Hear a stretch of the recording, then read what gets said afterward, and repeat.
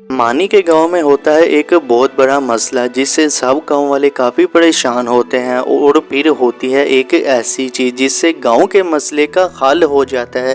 तो आइए देखते हैं कि ऐसा क्या होता है। बहू जल्दी से नाश्ता ला दो, मैंने खेत में जाना है। जी अब्बू जी, मैं अभी लेकर आ रही हूँ।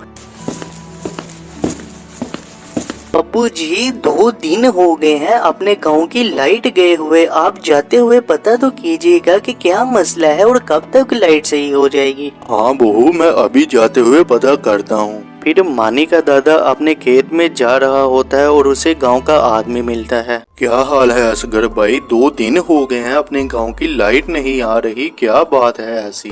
अगर कोई लाइट ठीक करने आएगा तो लाइट ठीक होगी ना। मैं इतनी दफा एमपीए के पास गया हूँ लेकिन वो भी मेरी बात नहीं सुन रहा। जब उसने वोट मांगने होते हैं तो तब वो आ जाता है लेकिन बाद में उन्हें कोई परवाह ही नहीं होती। हाँ भाई, ये बात आपने सही की है। इस तरह से तो कोई ट्रांसफार्मर ठीक करने ही नहीं आएगा।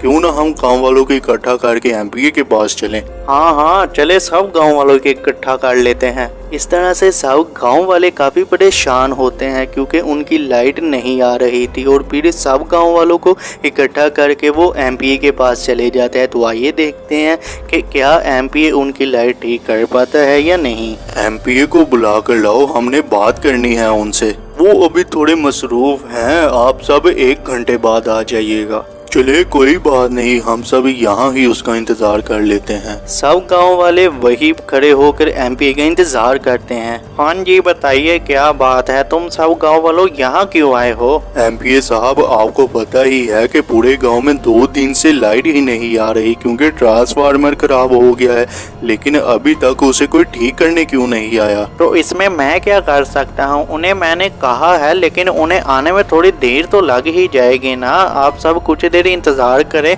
वो आकर कर जाएंगे सब कुछ ठीक। अगर आपने कहा है तो फिर उन्हें फौरन ही आ जाना चाहिए। देखें, हम सब गांव वालों ने आपको बहुत सपोर्ट किया है, आप हमारा ये काम तो करवा दें। मैंने आप सबको कह दिया है ना कि जाएं, आपका काम हो जाएगा। यहाँ खड़े होकर मेरा टाइम जाया ना करें। इस तरह से सब गांव वाले इकट्ठे होकर चले जाते हैं एमपीए के पास, लेकिन गांव का एमपीए उनकी बात नहीं सुनता और वो उन्हें कहकर भेज देता है कि गांव की लाइटें जल्द ठीक हो जाएगी। लेकिन 1 हफ्ता बीत जाने के बाद भी लाइट नहीं ठीक होती और फिर होता है कुछ ऐसा जिससे सब हैरान हो जाते हैं। तो आइए देखते हैं कि ऐसा क्या होता है।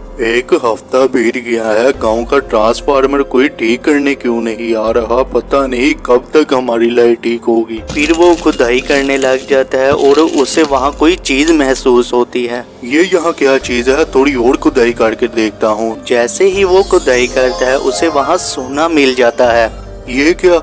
हमारे खेत में सोना कैसे आ सकता है? इसे मैं घर ही ले जाता हूँ, पता नहीं किसका है ये। बेटा, ये सोना मुझे हमारे खेत से मिला है, पता नहीं किसका हो सकता है ये। अब्बू जी, आपको याद ही होगा, आपने हमें एक बात बताई थी कि बहुत साल पहले हमारे गांव में किसी चोर ने सोना चोरी कर लिया था। तो हो सकता है ये वही सोना हो जो चोर ने चोरी किया था गाँव का। हाँ बेटा, हो सकता है ये वही हो, ये गांव का सोना है। अब इसे हम गांव के लिए ही इस्तेमाल करेंगे। फिर वो सब गांव वालों को इकट्ठा कर लेते हैं। गांव वालों, आप सबको यहाँ इसलिए बुलाया है कि गांव का चोरी किया हुआ सोना हमारे खेत से मिला है और अब हमने ये फैसला किया है कि गांव का सोना हम गांव के कामों में ही इस्तेमाल करेंगे, जो ये एमपीए नहीं कर सकता। क्या सालों से चोरी किया हुआ सोना मिल गया है? चलें, शुक्र है, अब गांव के सब मसले तो हल हो जाएंगे ना और फिर इलेक्शन के वक्त कोई भी इसे सपोर्ट नहीं करेगा।